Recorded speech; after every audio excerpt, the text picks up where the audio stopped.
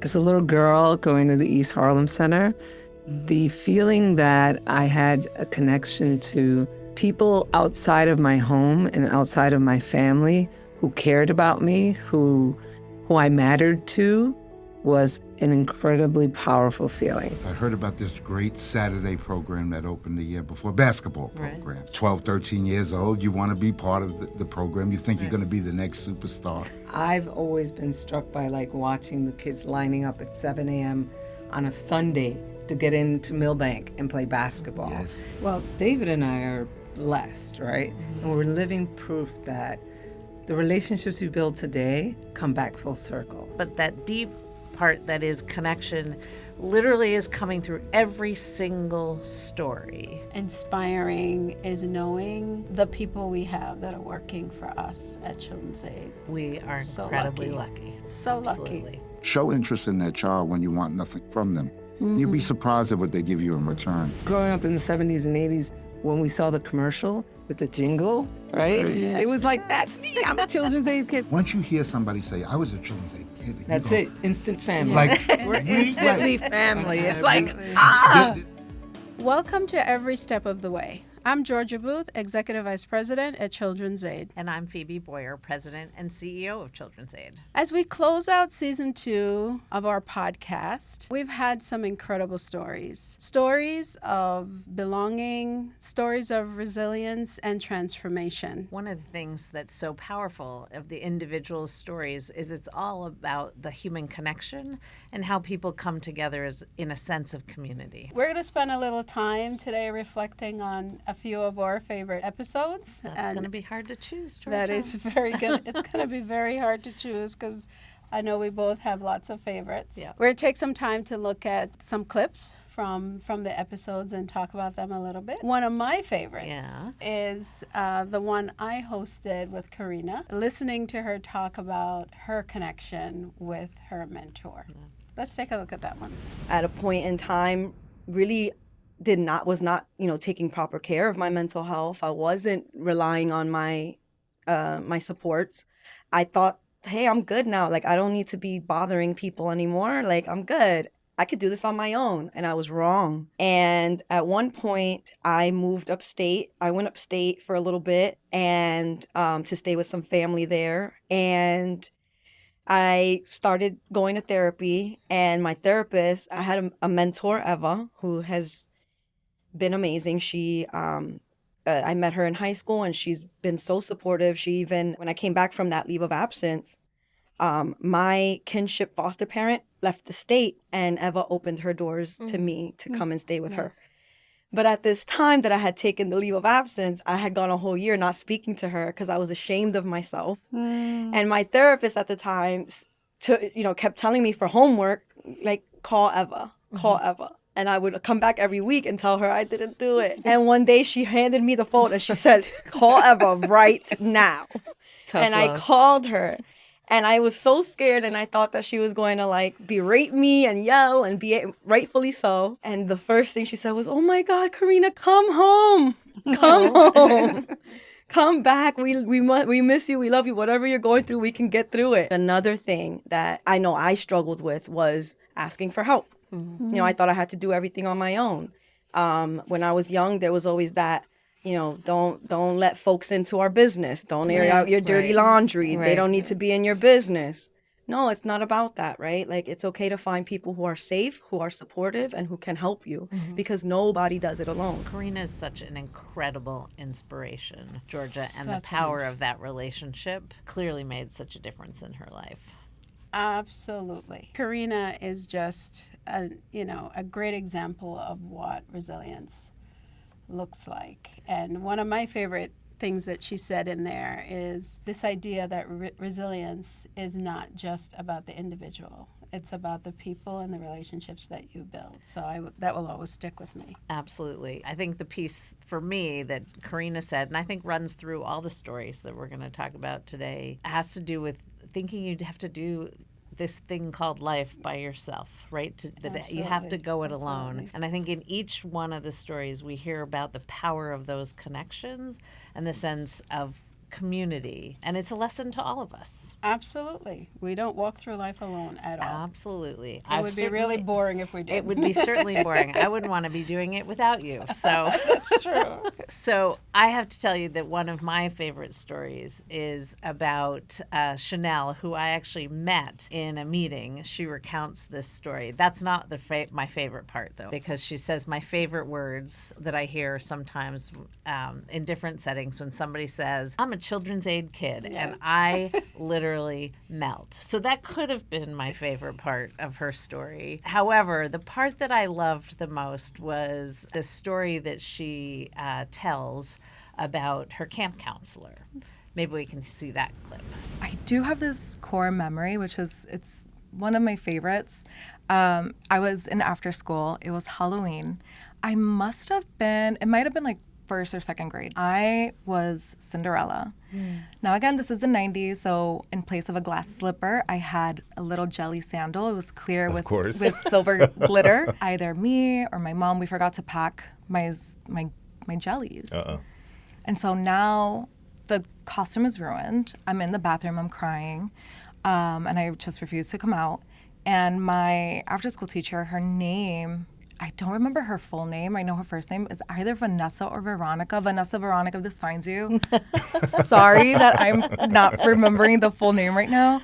But she was on the other side of the door talking me through, and she's like, Chanel, just like, come on, it's gonna be okay. I'm like, no, the costume is ruined. And she was like, just wear the shoes that you have. I said, I can't wear them. They're Timberlands. I'm Cinderella.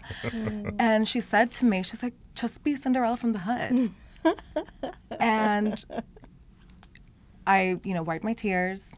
I walked out. I had the greatest fun. I would tell everybody, we'd be like, oh, look, it's Cinderella. And I would say, nope, it's Cinderella from the hood. Cinderella. You cannot tell me anything. And it's so like funny and silly, but in that moment, it was the biggest thing to me. I mean, Cinderella from the hood. That's enough for me. I think really, though, it's about how that relationship with their camp counselor and Chanel changed her frame of mind. And again, those are the elements that we hear throughout all these stories. This connection with a person who helped you see something different, a different opportunity, a different path, a way to express themselves. There's also the great story that Judy told about what it meant to become an advocate.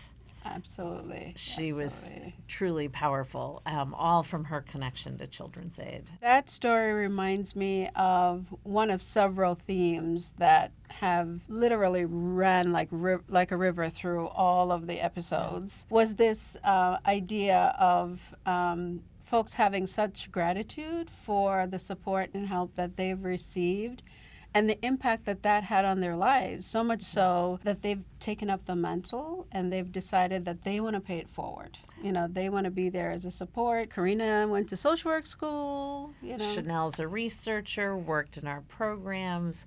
Judy's been a fierce advocate for Children's Aid. Marlon, who's one of the parents in our early childhood program, my favorite statement that she made was that it was her duty as a New Yorker to give back. We'll hear that even in the two we're going to interview today. All these stories are such New York City stories, right? Stories of struggle and hardship, but stories of incredible individual kind of perseverance, but also the help and support of community. I think about our Knicks team, and you think about the starters on the team. They weren't like the top picks in their season when they were being chosen for the team. They gave their best, and they worked together as a community, and the team won. And I think the stories we've heard, this season really speaks to that individual strength and perseverance and hard work. I love that you tell the next story because there's so many themes from this season that I think are relevant to the work that we do at Children's Aid. Jalen didn't take the money for himself, right? That entire theme of I did something for the team, for the people I played with, who I belong to, and greatness came from that. And we're lucky enough to see that every day, that people are really working together in this incredible organization to make a difference in the lives of kids and families. Not every workplace is that much of a team. Certainly the Knicks are. However, I would put Children's Aid's team up against that team anytime. We have two of our star players, our star staff that are going to join us shortly, and we'll be able to continue this conversation with them. Fantastic. They are true exemplars. It's going to be fun. Yes. Hi, we're doing it again. Yes. One more time. Hey, David. How are you? Welcome. We'll be nice, okay? Yes, that's okay. We'll be nice It'll too. be fun. I would be remiss if I didn't mention the incredible team that we have at Children's Aid. I am so proud of our team and the work that they do every day, and we're going to get to talk to some of them today. Absolutely. About what As they I do. always say, none of us can do this work without our team at Children's Aid, and we're super fortunate to have two of our staff with us today. Hi, Frances and David. Hi. Welcome back to the podcast. Thank you Welcome for back. being here. Oh, and yeah. Francis Thank you is for a having repeat. us. Yeah. David, you and I are the newbies. Okay. Yeah, it's all right. Yes, Frances and I are a little bit more experienced, but not too much more. You'll help us through. Yes. Absolutely. Absolutely. So, the theme for season 2 of Every Step of the Way is connection, right? And the importance of connection in our lives. Folks that grew up in our programs and are now staff at Children's Aid, can you talk about your connection to Children's Aid, what that has meant for you as human beings, but also as employees at Children's Aid? Absolutely. As a little girl going to the East Harlem Center, the feeling that I had a connection to people outside of my home and outside of my family who cared about me, who I mattered to, was an incredibly powerful feeling. I can remember that there was the moment of, kind of running through the center and being stopped. And I think it was Rodney, the director, and he says, where were you yesterday? I'm like, huh? And I wanted to get to the room to play or whatever. And I was like, well, you noticed? There's so many kids here. Why did you notice me missing yesterday? Yeah. And he was just like, yeah, what happened? And I felt like, wow, somebody other than my mom and my family cares about me. I matter. And that it opened a world that I didn't know existed. And I think it gave me the courage to actually explore opportunities that I didn't think were possible for me. So I really feel like that connection is what unlocked set off my life's path. David, did you have the same experience? I would say following a similar path. I mean, originally, I heard about this great Saturday program that opened the year before, basketball program. 12, 13 years old, you want to be part of the program. You think you're going to be the next superstar. And then I found the program, and we went up there on a Saturday. And while it was funny because as I was thinking about coming to Connections, right, and connecting to programs that we were part of, the program was the hook.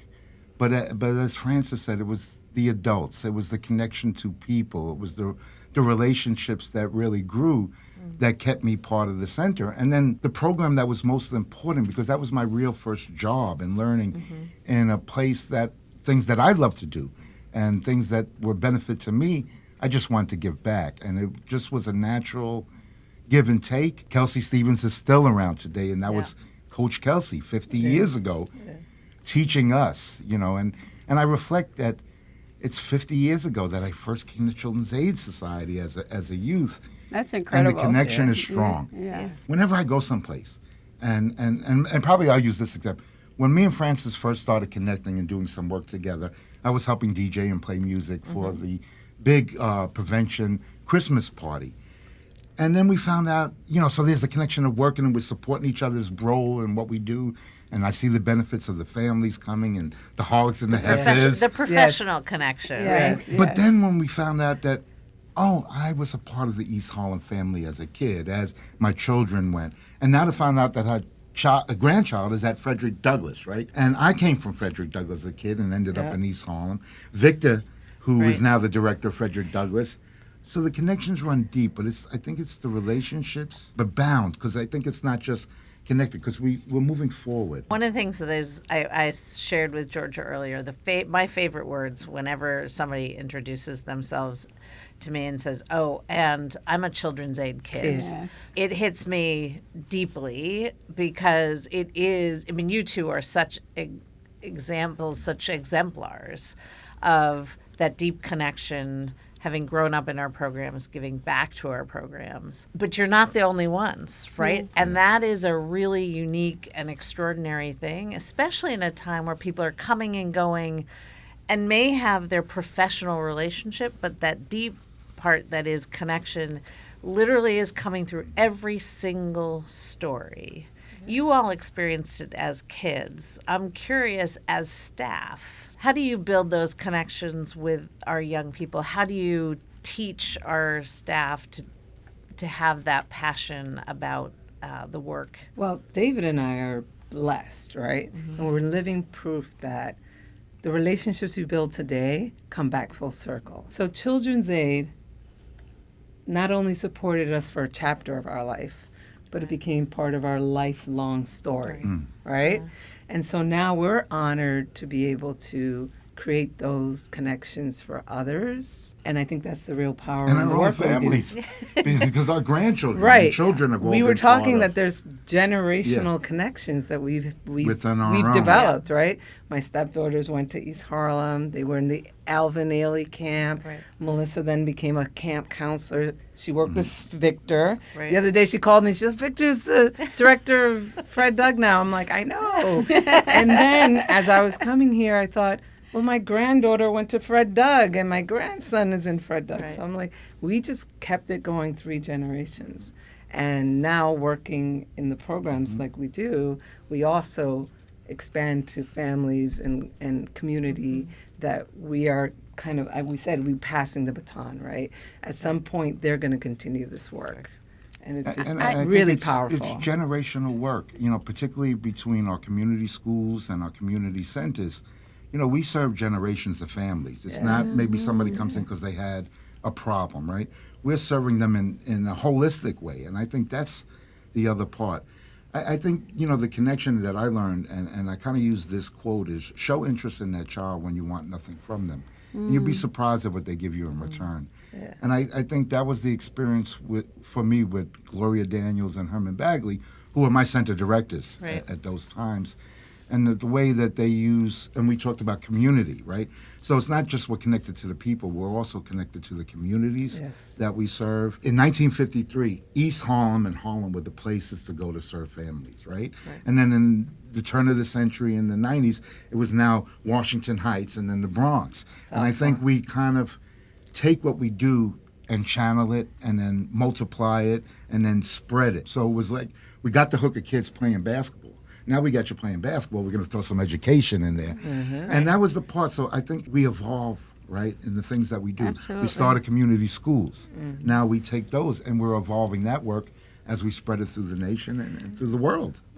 As you're talking, David, I'm getting goosebumps a little bit because I'm thinking about, what you both represent that is connected to our strategic plan, right? Our new strategic plan talks about leveraging the impact of our work in the communities where we're located. You must have said community 20 times in the last 2 minutes, right? But I think you're both, when you talk about the generation of folks within your network that are benefiting from Children's Aid, the fact that you're working at Children's Aid and others that in the community, are part of the work that we do is really help, not just the kids that are with us now, but making sure that we're helping to change what's happening on the ground in the community. Well, Georgia, that's what makes it really exciting about the center and building a new center, because we're looking really not for the work that we're necessarily doing at the moment. Yes. That's part of what we've looked at. But it's looking at where we go. What are the interests of kids? Investing in a kitchen that's going to be this state-of-the-art thing that really takes kids' education within our programs to another level. Yeah. We're in such an interesting time, right? People could say, oh, you're children's aid. You're 173 years old. You're old. You're staid. How is this relevant today, right? The technology has changed. All of the pieces.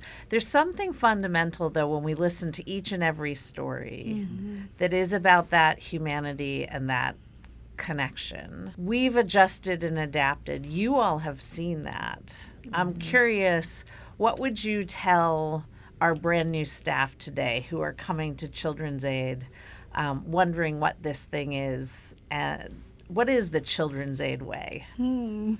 I mean, Wow. You can go first on that. I didn't even think about that one there. I mean, I just look at it as we are pillars of communities. Like, we've been in neighborhoods for so many years. I've always been struck by, like, watching the kids lining up at 7 a.m.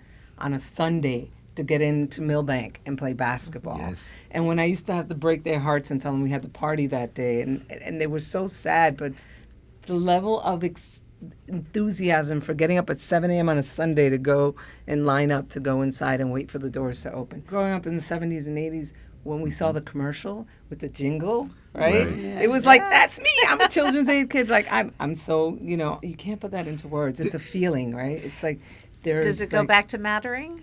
I mean, you To both mattering use again, those right. words of feeling like you mattered, right? There's a sense of belonging and connection to something bigger than you, Something- and to a right. community like tremendous. Right. Again, you go back to the connections when once you hear somebody say, I was a Children's Aid kid. And That's you go, it. Instant family. Like, We're we- instantly right. family. And It's like, there's a connection and bond, Yes. that, Right. that you just feel Right. they benefited as I did. They Right. know what I got. Right. And I think Right. that was what was really exciting, I think, when me and Frances made that other connection, that I wasn't just the center director and she wasn't just the prevention staff director. It was that we were also both Children's Aid kids, Right. and our children Right. were Children's Aid kids. And I think Right. that speaks a lot when you work in a place and you entrust your own children in that place and in the programs. And it really speaks to the work that we do, because it's in communities, it is generational work. Many of our centers and community schools employ who?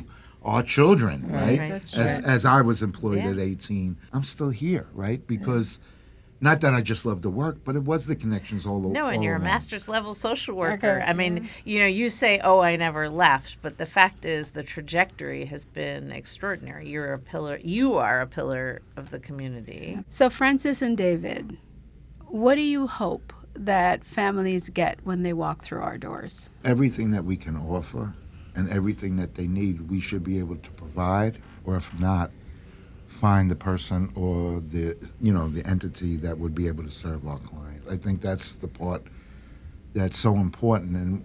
And what's really nice is that we have so many resources in Children's Aid that we rely on to support our families in our work in centers and community schools. and I would hope that they get a place that they feel safe and not judged and connected to all that the organization can wrap around them so that they can succeed in life and thrive. What do you want the staff to remember is their role in those connections? Be kind before being right. That's a kind of philosophy I try to follow. It is a quote by an unknown person. But I think, again, sometimes as the counselor, the director, the supervisor, we know better, the parent, right? We know better. But really, how do we help a kid understand that so that they get the message and can apply it to improving themselves and meeting their goals? I would want the staff to recognize that they can be the person that makes a difference in this family's trajectory, right? So I would want them to know that they should ensure that the family knows they matter. And so that way they can benefit from everything that we have to offer them. I think that's kind of where you started when you said, Rodney, was it Yeah, took that moment and they said, somebody's caring about me. right. And they realized I wasn't here. And in our work, families are in crisis. So I want staff to really understand that their role is to ensure that the family's safe And that they feel safe, right? and not judged. Yes.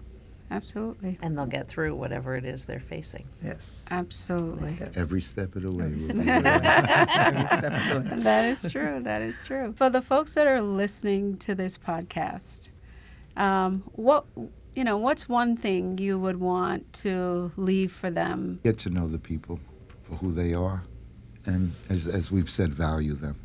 I think those are the most important. Come to Children's Aid. Be a part of Children's Aid. Be a part of Children's Aid in any way, as a client, as a staff, volunteer, get involved, but connect with us and be a part of Children's Aid. For a lifelong journey. That's Lifelong right. Yes, journey. yes. Absolutely. Thank you, guys. Like this has been a great conversation.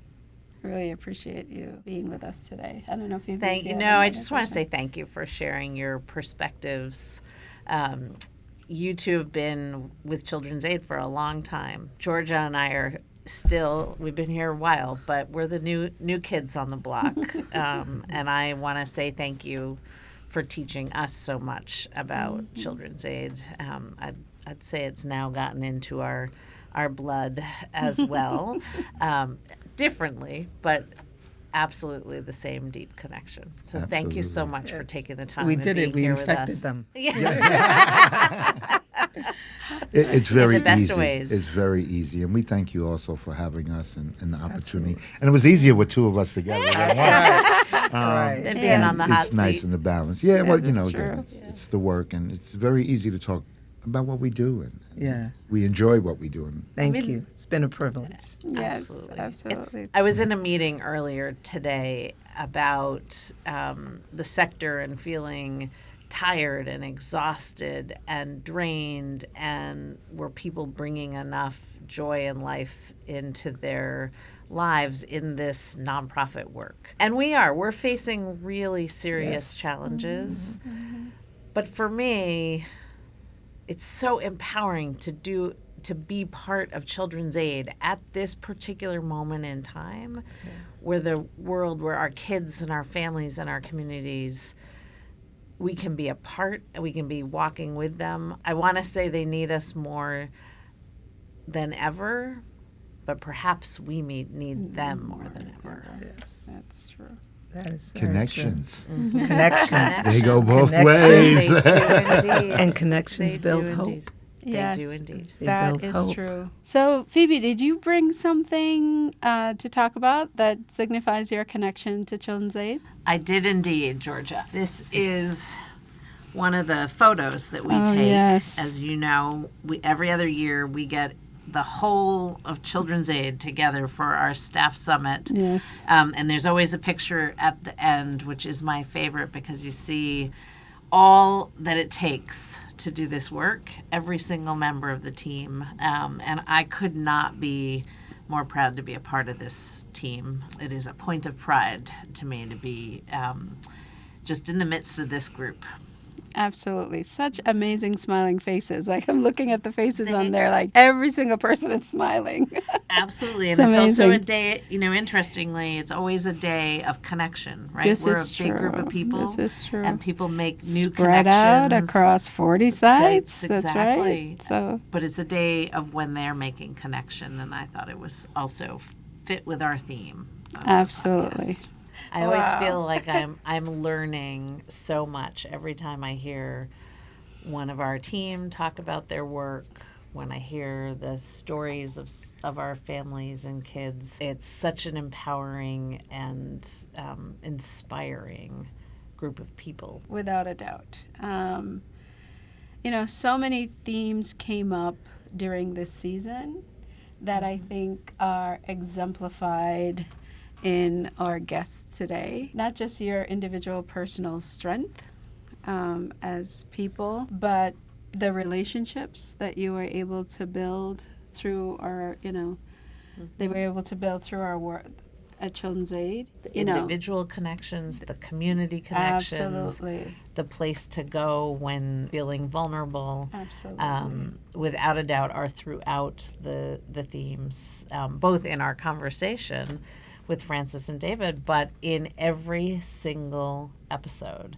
There is this interpersonal connection and community and belonging connection. That's pretty powerful. For me, that I am super proud of is every single one of those episodes are young people who are now adults, have made the decision that they, while they appreciate what they've received from Children's Aid, they're now invested in giving back and paying it forward and helping other children and other families get to where they are. And I love the sense of commitment and passion Just that we as heard. Frances and David have Absolutely, done, right? just as they have done. What great examples of what this work is all about. And in this time when there's so much, as you mentioned, Phoebe, to be down about, to be concerned about, and to worry about. The one thing for me that's like super energizing and just inspiring is knowing the people we have that are working for us at Children's Aid. We are incredibly lucky. So Absolutely. lucky. Thank you for listening to every step of the way. And to learn more about Children's Aid, please visit us online. Until next time.